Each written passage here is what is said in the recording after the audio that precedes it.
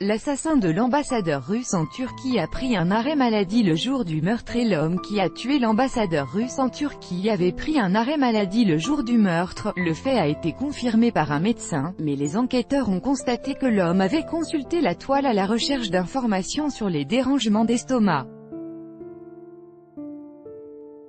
L'agent de police turc Mevlut Mert Altintas, assassin de l'ambassadeur de Russie en Turquie, Andrei Karlov, a eu un arrêt maladie 10 heures avant le crime afin d'éviter tout doute de la part de ses supérieurs, a annoncé le journal Hurriyet, se référant au dossier pénal.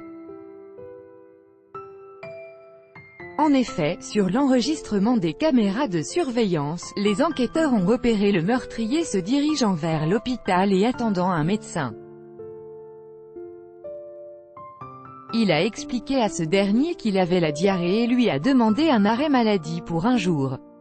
Il n'a pas précisé qu'il était policier, mais a simplement dit qu'il devrait travailler toute la journée dehors, ce qui serait difficile vu ses problèmes.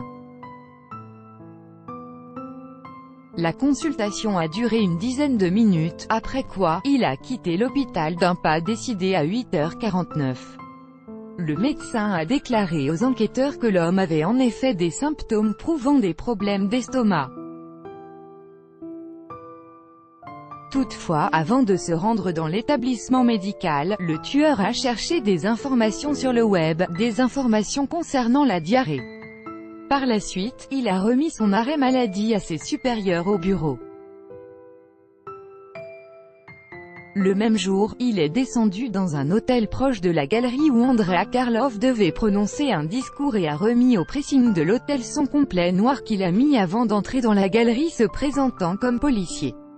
Le 19 décembre 2016, un homme armé a tiré dans le dos de l'ambassadeur russe en Turquie au moment où Andrei Karlov visitait l'exposition photo La Russie vue par les Turcs, à Ankara.